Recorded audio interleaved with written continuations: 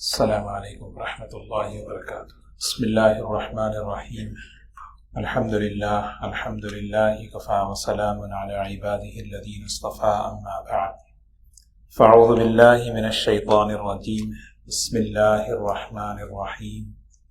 یا ایہا الذین آمنوا اوفوا بالعقود وحلت لکم بہیمۃ الانعام الا ما یتلی علیکم غیر محل الصید وانتم حرم ان اللہ یحکم ما یرید، صدق اللہ العظیم۔ قابل احترام بزرگ و دوستو، تراویح میں سورہ مائدہ آج مکمل ہوا ہے الحمدللہ۔ مائدہ دسترخوان کو کہتے ہیں۔ دسترخوان جو ہمارا سب کا فیوریٹ ٹاپک ہے، ڈیپینڈ ہے کہ اس پہ کیا رکھا جائے۔ اس سورت کا نام سورہ مائدہ اس نسبت پر ہے کہ اللہ تبارک و تعالیٰ نے حضرت عیسیٰ علیہ السلام کی دعا پر آسمان سے دسترخوان کو اتارا۔ وہ فرشتے اس دسترخوان کو لے کر آ رہے تھے۔ پوری قوم نے فرشتوں کو تو نہیں دیکھا، لیکن اس دسترخوان کو اترتے ہوئے دیکھا۔ قوم نے مطالبہ کیا تھا، هل يستطيع ربك ان ينزل علينا مائدة من السماء، ہمیں آسمان سے ایک دسترخوان چاہیے، کھانا چاہیے۔ تو حضرت عیسیٰ علیہ السلام نے کہا، اللہ سے ڈرو، ایسے مطالبے نہیں کرتے، کیونکہ جب کسی چیز کا مطالبہ ہو پھر اس کی ناشکری ہو تو پکڑ بھی بہت زبردست آتی۔ اسی لیے حضور اکرم صلی اللہ علیہ وسلم لوگوں کے مطالبات کو پورا نہیں کرتے تھے۔ لوگوں کے جو مطالبات معجزہ ہوتے تھے کہ بھی یہ کر کے دکھائیں، وہ کر کے دکھائیں، ایسا کر کے دکھائیں، کیونکہ اس کے بعد نہ ماننے پر پکڑ بہت بڑی ہے۔ تو حضرت عیسیٰ علیہ السلام نے دعا فرمائی، ربنا انزل علینا مائدة من السماء تکون لنا عیدا لاولنا۔ حضرت عیسیٰ علیہ السلام نے دعا کی، اے اللہ ہمیں آسمان سے دسترخوان اتاریے۔ تو اللہ تبارک و تعالیٰ نے وہ دسترخوان اتارا۔ سوچیں کیسی بڑی نعمت ہے اس قوم کے لیے کہ نبی کی دعا پر وہ دسترخوان اتر رہا ہے۔ ویسے ہر ایک کا دسترخوان آسمان سے ہی اترتا ہے۔ ہم سب کا جو رزق ہے وہ آسمانوں میں ہے۔ وَفِي السَّمَاءِ رِزْقُكُمْ وَمَا تُوعَدُونَ، آسمانوں میں ہے تم سب کا رزق اور ہر وہ چیز جس کا تم سے وعدہ کیا گیا۔ فَوَرَبِّ السَّمَاءِ وَالْأَرْضِ، آسمان اور زمین کے رب کی قسم، إِنَّهُ لَحَقٌ، یہ بات حق ہے۔ کون سی بات؟ کہ ہم سب کا رزق آسمانوں میں ہے، اور یہ ایسی حق ہے کہ مثل ما انکم تنطقون، جیسے میں بات کر رہا ہوں آپ سن رہے ہیں، دیکھ رہے ہیں، اس میں کوئی شک نہیں ہے، اس سے زیادہ یقینی بات ہے کہ ہم سب کا رزق آسمان۔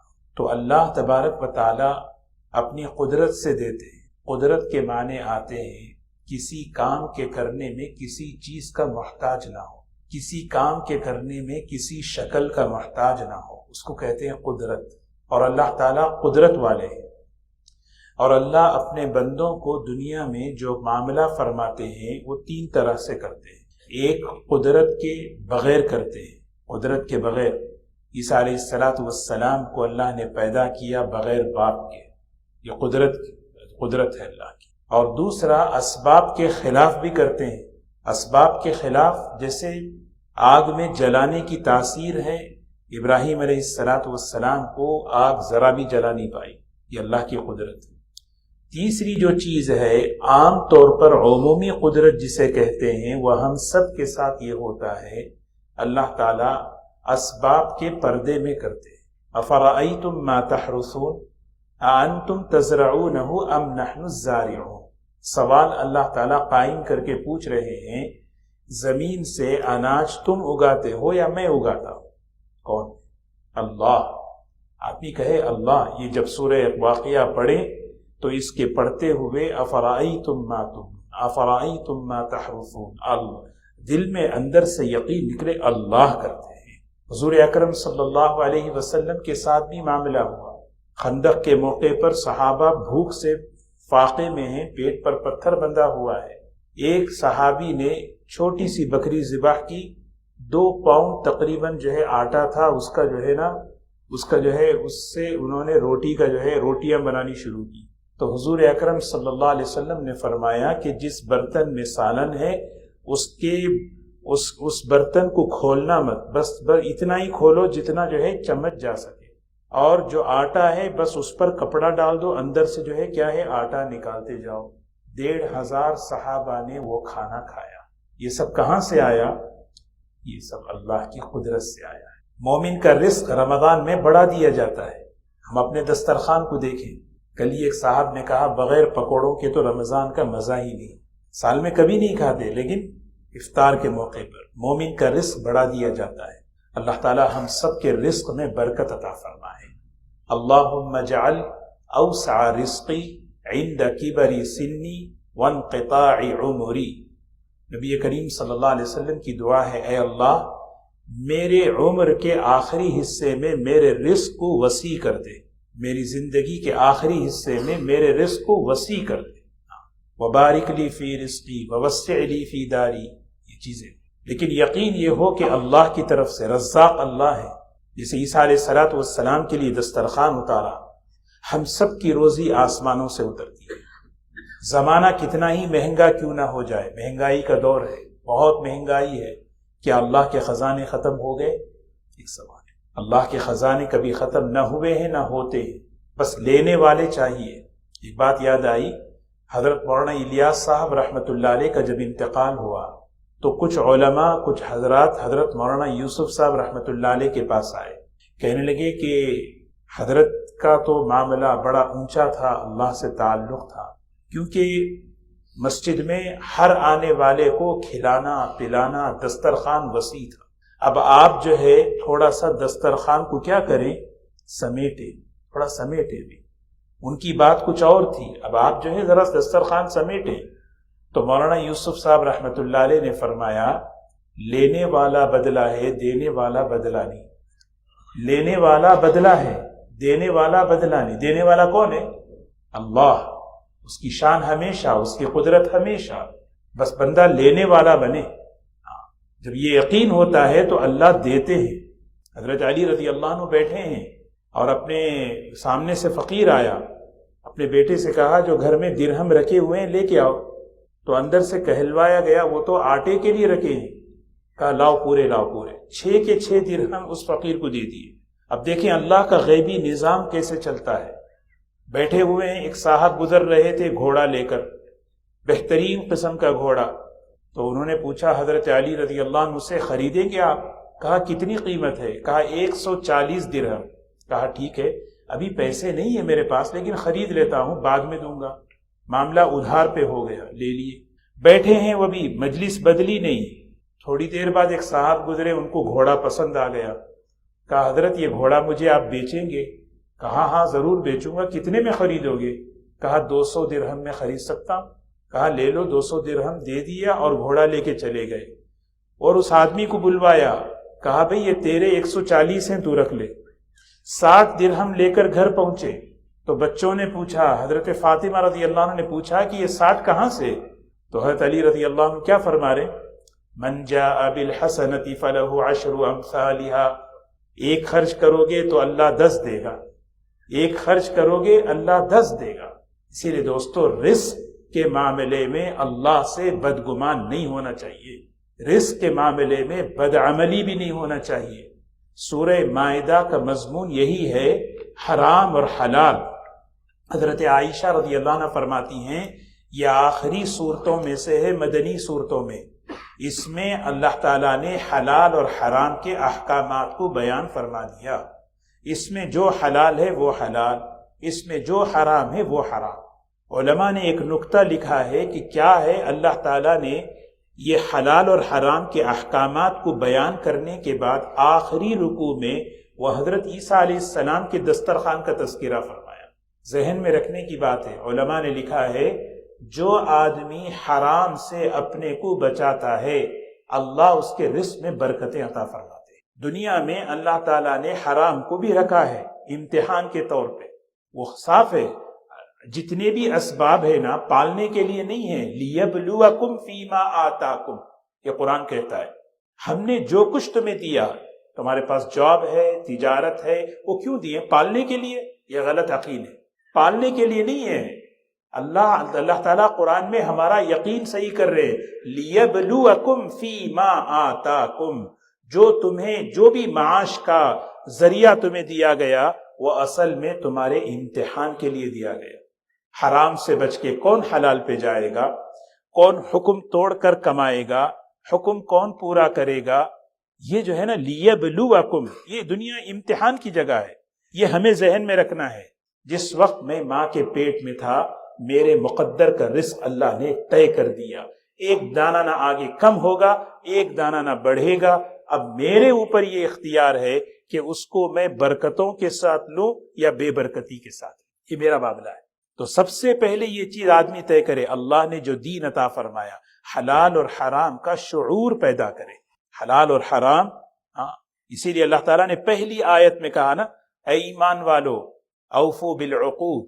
عبداللہ ابن مسعود رضی اللہ تعالی عنہ بڑا بہترین محبت والا جملہ فرماتے تھے اپنے شاگردوں سے، یا ایہا الذین آمنو، جب یہ قرآن پاک میں تم دیکھو تو رک جاؤ، اللہ تعالیٰ کتنی محبت سے تمہیں پکار رہے ہیں، اے وہ لوگوں جو ایمان لا چکے ہو۔ یہ ایسا خطاب کسی کو نہیں کیا، کسی کو یا اہل الکتاب، الگ الگ، لیکن ایمان والوں کے لیے یہ خطاب بڑی محبت کا ہے۔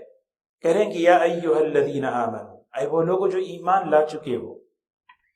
آدمی جب کسی کنٹری میں جاتا ہے ویزا لیتا ہے، اور ویزے میں جو ہے نا فارم فل اپ کرتے ہوئے اگریمنٹ کرتا ہے، میں اس ملک کے قانون پر عمل کروں گا، یہاں جو چیزیں پابندی ہیں اس کی پابندی کو بھی میں فالو کروں گا، کرتے نہیں کرتے؟ اوفو بالعقود۔ آپ نے کلمہ پڑھا ہے لا الہ الا اللہ محمد الرسول اللہ، کلمہ پڑھنے کے بعد تمہارا اللہ کے ساتھ معاملہ ہوا ہے، ایک ایگریمنٹ ہوا ہے، اس ایگریمنٹ کو پورا کرو۔ اوفو، پورا کرو، العقود۔ اس سورت کا ایک نام سورۃ العقود بھی ہے، اس سورت کا ایک نام سورہ مائدہ، سورۃ العقود، مختلف نام۔ اللہ کے ساتھ میرا ایک ایگریمنٹ ہے کلمہ پڑھ کر، اللہ کے بندوں کے ساتھ میرا ایک ایگریمنٹ ہے، اوفو بالعقود۔ یہ ایمان کا تقاضا، یہ کلمے کا تقاضا ہے، یہ ایمان مجھ سے یہ چاہتا ہے، تقاضا کرتا ہے۔ اب اس کے بعد یہاں اللہ تعالیٰ نے یہاں سے جو ہے بیان فرمائے حلال اور حرام کے مسائل کو۔ حلال اور حرام، اس چیز کو اللہ تعالیٰ نے انسان کے ذہن پہ نہیں چھوڑا، بھئی آپ لوگ ڈیسائیڈ کر لو کیا چیز حلال ہے کیا چیز حرام ہے، کیونکہ انسان کا ذہن ناقص، اس کا علم ناقص، سب کچھ ناقص ہے۔ اللہ تبارک و تعالیٰ جو حلال کیے وہ حلال ہے، جس چیز کو اللہ نے حرام کیا وہ حرام ہے۔ اور دوسری بات ہمیں ذہن میں رکھنی ہے، بلکہ ہمیں سمجھنی ہے اور اس کو سمجھانا ہے، حلال اور حرام کرنے کے معاملے میں آدمی جو ہے بہت جو ہے نا بے جھجک نہیں ہونا چاہیے۔ بعض لوگوں کو شوق ہوتا ہے یہ بھی حرام، یہ بھی حرام، یہ بھی حرام، یہ بھی حرام۔ حرام اور حلال یہ اللہ کا حکم ہے، اس کو علماء کے حوالے کرو، اور علماء اکرام جو اس فن کے ماہر ہیں وہ اس چیز کو بتاتے یہ چیز حلال ہے یہ چیز حرام ہے، ورنہ آدمی بیٹھ کے ایسے ہی کہتے نہیں یہ بھی حرام ہے، نہیں یہ بھی حرام ہے۔ نہیں، حلال اور حرام یہ اللہ کا کام ہے۔ یسألونک ماذا احل لهم قل احل لکم الطیبات۔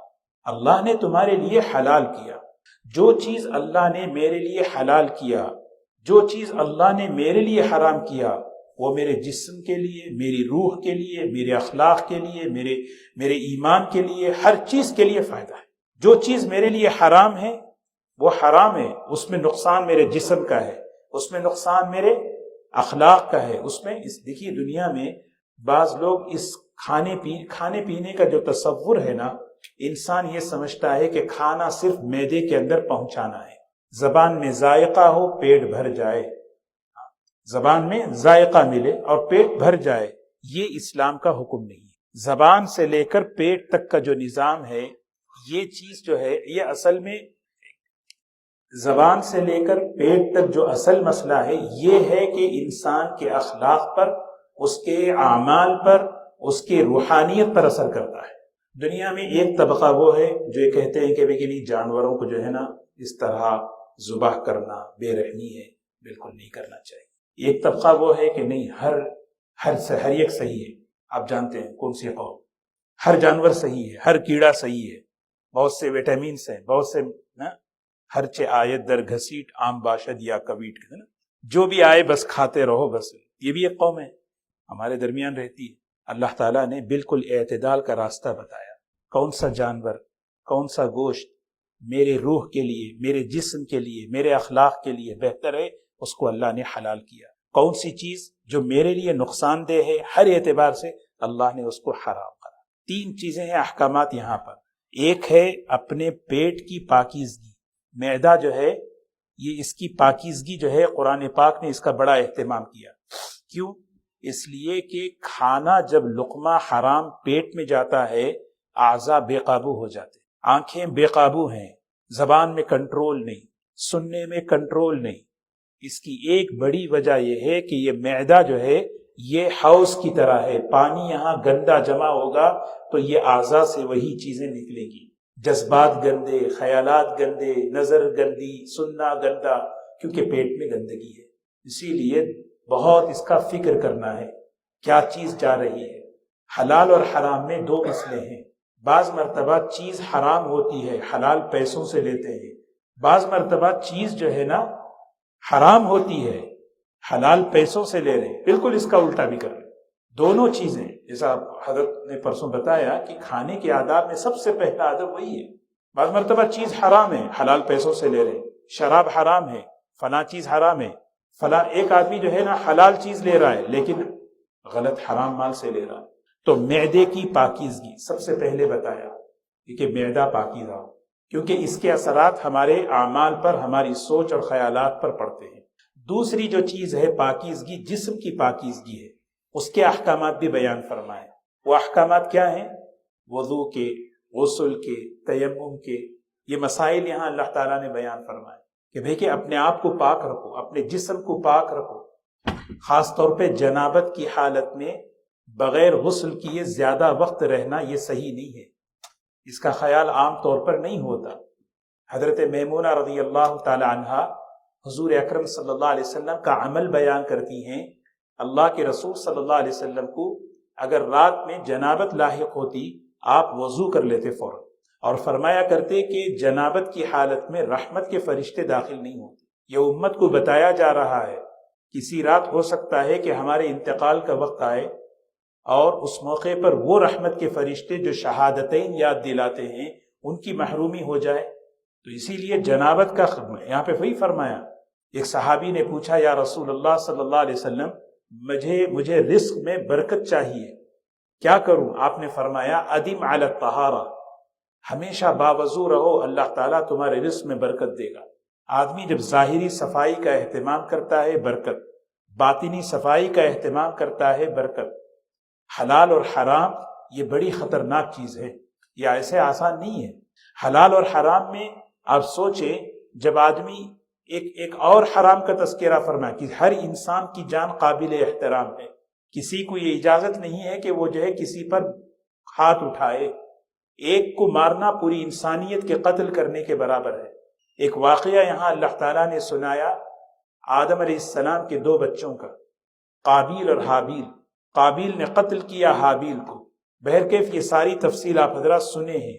یہ بات یہاں بیان کر کے علماء نے ایک حکمت، اس واقعے کا ایک سبق لکھا ہے۔ ایک آدمی گناہ کرتا ہے، ایک آدمی گناہ کے پھیلنے کا ذریعہ بنتا ہے، ایک آدمی نیکی کا کام کرتا ہے اور ایک آدمی نیکی کے پھیلنے کا سبب بنتا ہے۔ سمجھ رہے ہیں آپ؟ دونوں میں بہت فرق ہے۔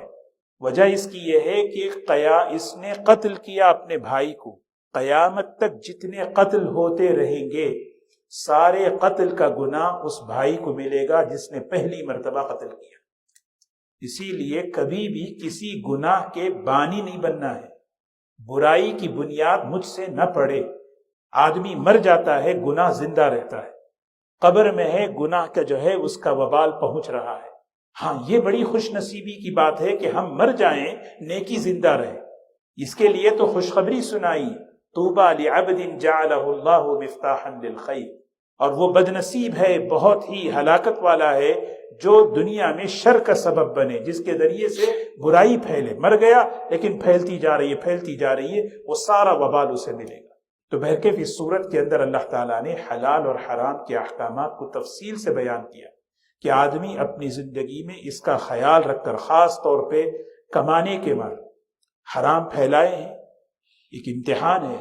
قدم قدم پر آدمی کسی سے قرض مانگے 4 مرتبہ سوچتا ہے. قرض دینے والے کم ہیں، لیکن سود کے آفر کیسے آتے رہتے ہیں. آ کے جا کے آپ آپ میل باکس کھولے، روزانہ ایک تو آفر آپ کو آئے گا. کوئی دن ایسا نہیں ہوتا جس میں آفر نہ ہو. یہ ہمارا امتحان ہے کہ بندہ اس چیز سے اپنے کو بچا کر کیسے حلال پر جمتا ہے. اور یہ اللہ تعالیٰ اس ملک میں ہمیں رکھے ہے، اس زمین میں، بلکہ جس بندے کو جس زمین پر رکھتے ہیں اس کی روزی پہلے اللہ پہنچاتے ہیں، بعد میں میں آتا ہوں. رزق پہلے آتا ہے، انسان بعد میں دنیا میں آتا ہے. میں اگر یہاں پر ہوں تو میرے مقدر کا حلال رزق اللہ نے رکھ دیا ہے. اب میں جلد بازی کر کے کیا کروں گا؟ حرام کی طرف بڑھوں گا. یہ جلد بازی ہے. وہ مشہور واقعہ حضرت علی رضی اللہ عنہ کا ہے. حضرت علی رضی اللہ تعالی عنہ سفر کر رہے تھے، گھوڑا ساتھ میں تھا، تو مسجد دیکھی، 2 رکعت نماز پڑھنے کے لیے دل کا، اندر چلے گئے. جب جانے لگے تو ایک آدمی تھا، کہا بھئی یہ ذرا گھوڑا میرا پکڑ کے رکھو، میں نماز پڑھ کے آتا ہوں. گئے، 2 رکعت نماز پڑھی. نماز کے بعد سلام پھیر کے سوچنے لگے، بیچارہ باہر کھڑا ہے میرے گھوڑے کو لے کر، اس کے لیے ایک درہم میں ہدیہ دینا چاہتا. باہر نکلے تو گھوڑا پھر رہا ہے، اس کے اوپر جو زین ہوتی ہے وہ غائب ہے، وہ آدمی غائب ہے. انا للہ پڑھی. حضرت ابو علی رضی اللہ عنہ وہ گھوڑا لے کر چلے. شہر میں جب داخل ہوئے تو دکان میں سب سے پہلے دیکھا تو انہی کی وہ زین بک رہی ہے. وہ زین بک رہی ہے. کسی نے حضرت علی نے پوچھا کہ یہ کس نے بیچا؟ کہا ابھی ایک آدمی 1 درہم میں بیچ کے گیا. تو حضرت علی رضی اللہ عنہ فرماتے جلد بازی کر لی. یہ واقعہ اپنے اوپر امپلیمنٹ کر کے ہمیں سوچنا ہے کہ میں کہیں اپنے رزق کے معاملے میں جلد بازی کر کے کہیں حرام میں نہ چلا جاؤں. میرے مقدر کا رزق اللہ ہر حال میں مجھے پہنچا کے رہیں گے، بس بشرطے کہ ایمان. دیکھیں، ایک ہے علم، یہ حلال ہے یہ حرام ہے، سب کو پتا ہے، لیکن روکنے کی جو طاقت ہے نا وہ ایمان ہے. آدمی ایسا ایمان اپنا بنائے، اس میں جاذبیت ہے، اس میں کشش ہے. اتق المحارم تکن اعبد الناس. مبالغے کا صیغہ فرمایا، سب سے بڑا عبادت گزار کون ہے؟ اپنے کو حرام سے، ہر لائن میں اپنے کو حرام سے روکے. اللہ تعالی ہم سب کو عمل کی توفیق نصیب فرمائے.